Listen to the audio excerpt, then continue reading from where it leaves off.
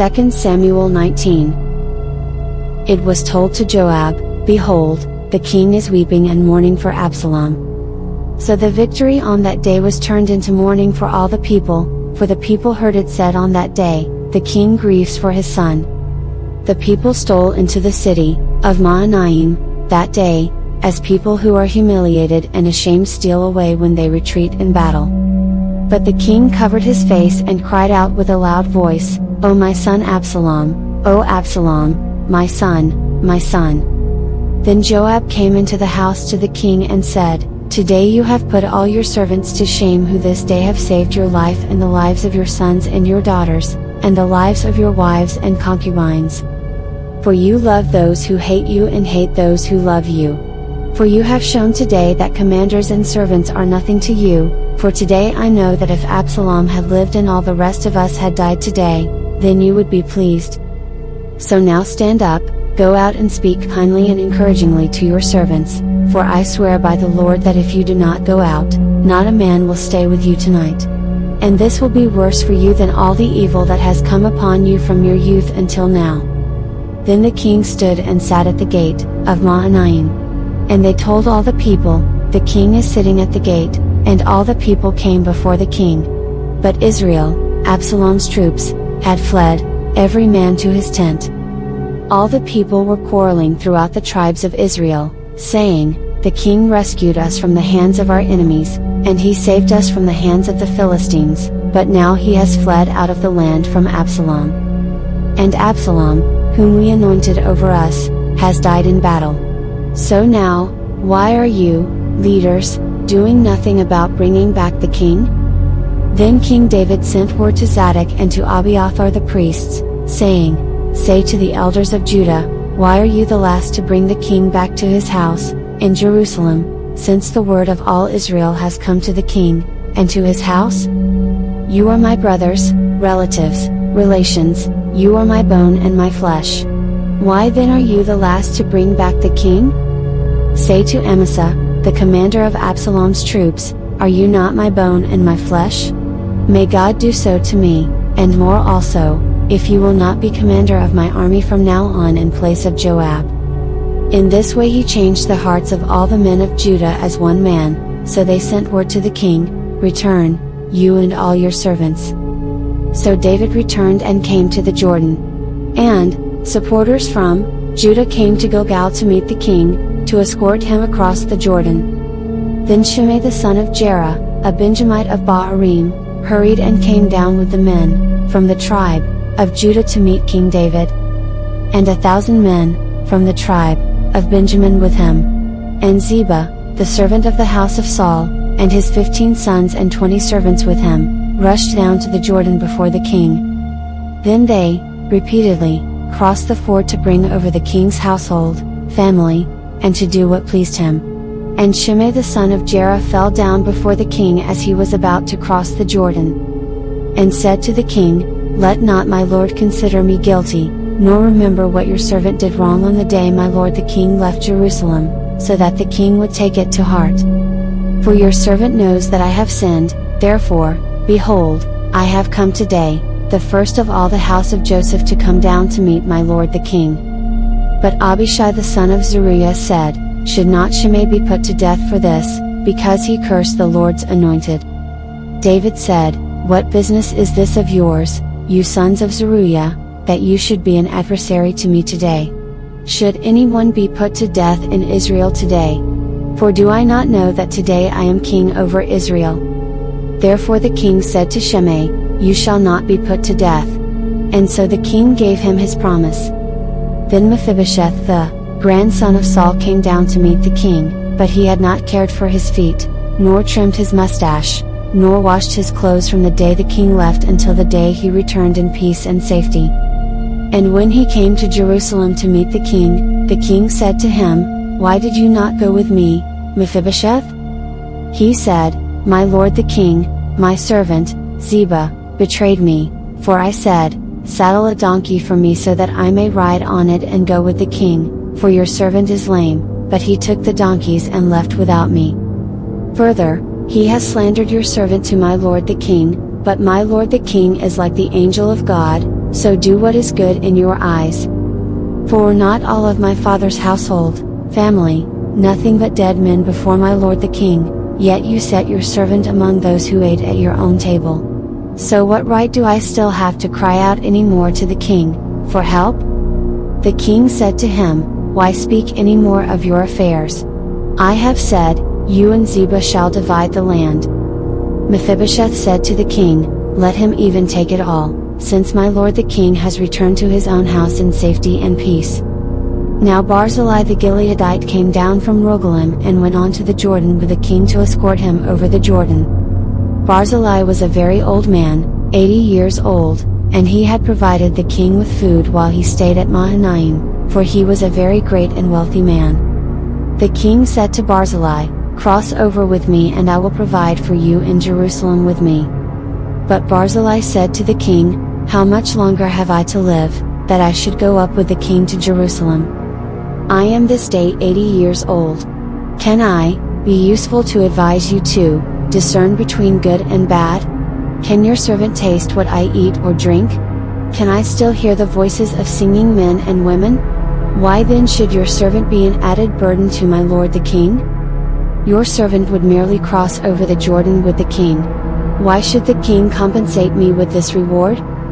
Please let your servant return, so that I may die in my own city, and be buried by the grave of my father and mother. But here is your servant Chimham, my son, let him cross over with my lord the king, and do for him what seems good to you.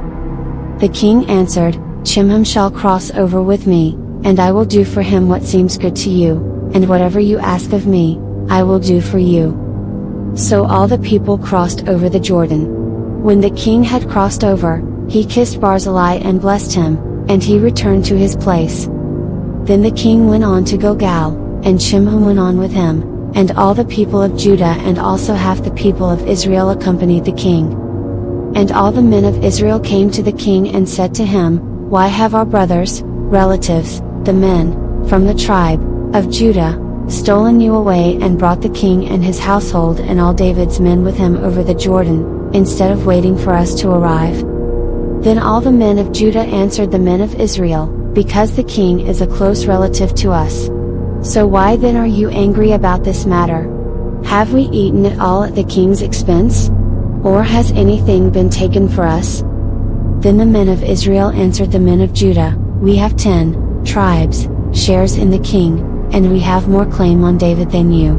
Why then did you treat us with contempt and ignore us, by rushing ahead? Were we not the first to speak of bringing back our king? But the words of the men of Judah were harsher than those of the men of Israel.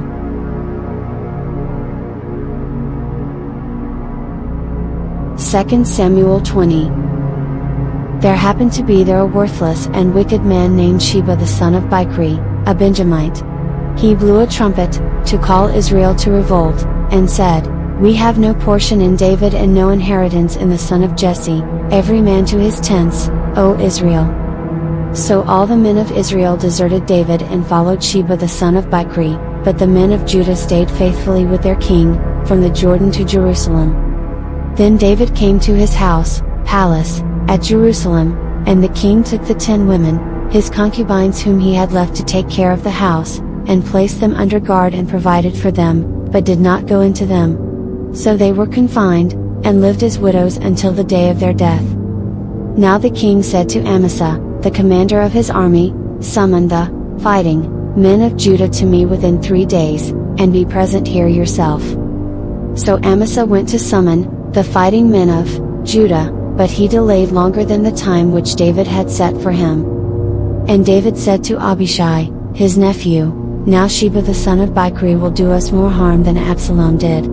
Take your lord's servants and pursue him, so that he does not find fortified cities for himself and escape from our sight. So Joab's men went after him, along with David's bodyguards, the Kerethites and Pelethites and all the warriors. They went out from Jerusalem to pursue Sheba the son of Bichri. When they were at the great stone in Gibeon, Amasa came to meet them. Now Joab was wearing his military uniform, and over it he had a belt with a sheathed sword strapped around his hips, and as he went forward, it fell out. Joab said to Amasa, Is it going well with you, my brother?" And with his right hand Joab took hold of Amasa by the beard, as if to kiss him in greeting. But Amasa, who had replaced Joab as David's commander, was off guard and not attentive to the sword in Joab's hand. So Joab struck Amasa in the abdomen with the sword, spilling his intestines to the ground. Without another blow Amasa died. Then Joab and Abishai his brother pursued Sheba the son of Bichri. Now one of Joab's young men stood by him and said, "Whoever favors Joab and is for David, let him follow Joab." But Amasa was wallowing in his blood in the middle of the highway. And when the man saw that all the people who came by stopped to look, he moved Amasa from the highway into the field and threw a garment over him when he saw that everyone who came by Amasa stopped. When the body of Amasa was removed from the highway, everyone followed after Joab to pursue Sheba the son of Bichri. Now Joab went through all the tribes of Israel to Abel, even Beth-maachah, and all the Berites, and they assembled and also went after Sheba. And the army of Joab came and besieged Sheba in Abel Beth-maachah, and they built up an assault ramp against the city, and it stood against the outer rampart, and all the people who were with Joab were wreaking destruction to make the wall fall. Then a wise woman cried out from the city, "Here, here!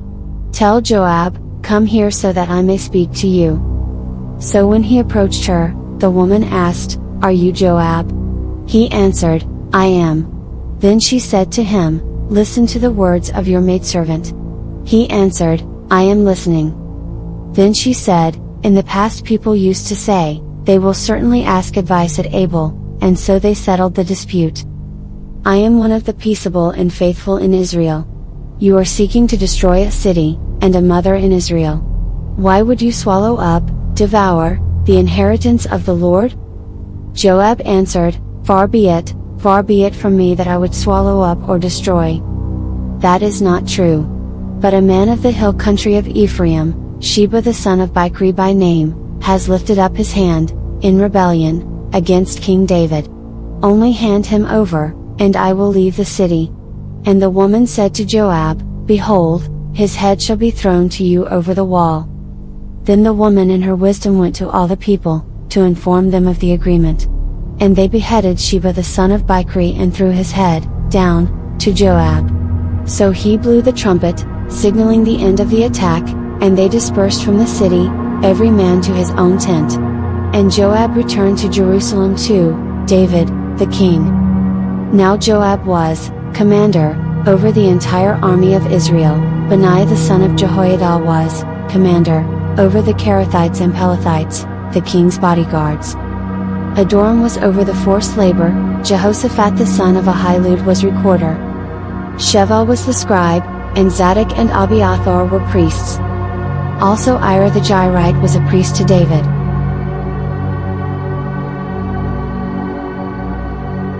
Second Samuel 21. There was famine in the days of David for 3 consecutive years, and David sought the face of the Lord, asking the reason. The Lord replied, "It is because of Saul and his bloody house, because he put the Gibeonites to death." So the king called the Gibeonites and spoke to them. Now the Gibeonites were not of the sons, descendants, of Israel but of the remnant, survivors, of the Amorites. The Israelites had sworn an oath to spare them, but Saul in his zeal for the sons of Israel and Judah had sought to strike down the Gibeonites. So David said to the Gibeonites, "What should I do for you? How can I make it good so that you will bless the Lord's inheritance, Israel?" The Gibeonites said to him, "We will not accept silver or gold belonging to Saul or his household, descendants, nor is it for us to put any man to death in Israel." David said, "I will do for you whatever you say." So they said to the king, "The man who consumed us and planned to exterminate us from remaining in any territory of Israel. Let 7 men, chosen, from his sons, descendants, be given to us and we will hang them before the Lord, that is, put them on display, impaled with broken legs and arms, in Gibeah of Saul, the chosen one of the Lord." And the king said, "I will give them." But the king spared Mephibosheth the son of Jonathan, the son of Saul, because of the Lord's oath that was between David and Saul's son Jonathan. So the king took the 2 sons of Rizpah the daughter of Aiah, whom she bore to Saul, Armoni, and Mephibosheth, and the 5 sons of Merab the daughter of Saul, whom she had borne to Adriel the son of Barzillai the Maholathite. He handed them over to the Gibeonites, and they hanged them on the hill before the Lord, and the 7 died together. They were put to death in the first days of the grain harvest, the beginning of the barley harvest, in the spring. Rizpah the daughter of Aiah took sackcloth and spread it out for herself on the rock, from the beginning of harvest, in the spring, until the autumn rain fell on them, and she allowed neither the birds of the sky to rest on their bodies by day, nor the beasts of the field to feed on them by night. David was told what Rizpah the daughter of Aiah, the concubine of Saul, had done. Then David went and took the bones of Saul and Jonathan his son from the men of Jabesh Gilead, who had stolen them from the open square of Bethshan, where the Philistines had hanged them on the day when the Philistines had killed Saul in Gilboa. He brought up the bones of Saul and of Jonathan his son from there, and they gathered the bones of those who had been hanged, with their arms and legs broken. They buried the bones of Saul and Jonathan his son in the country of Benjamin in Zelah, in the tomb of Kish his father, and they did all that the king commanded. After that, God was moved by prayer for the land. Now the Philistines were at war again with Israel. David went down with his servants, and as they fought against the Philistines, David became weary. Then Ishbi-Benob, who was among the descendants of the giant, the weight of whose spear was 300 shekels, 6 pounds, of bronze, was armed with a new sword, and he intended to kill David. But Abishai the son of Zeruiah came to David's aid, and struck and killed the Philistine. Then David's men swore to him, "You shall not go out again with us to battle, so that you do not extinguish the lamp of Israel." After this, there was war again with the Philistines at Gob, Gezer. At that time Sibbecai the Hushathite killed Sippai, who was among the descendants of the giant. There was war with the Philistines again at Gob, and Elhanan the son of Jair or Regim, a Bethlehemite, killed Goliath the Gittite, whose spear shaft was like a weaver's beam. There was war at Gath again, where there was a man of great stature who had 6 fingers on each hand and 6 toes on each foot, 24 in number. He also was a descendant of the giants. And when he taunted and defied Israel, Jonathan the son of Shimei, David's brother, killed him. These 4 warriors were descended from the giant in Gath, and they fell by the hands of David and his servants.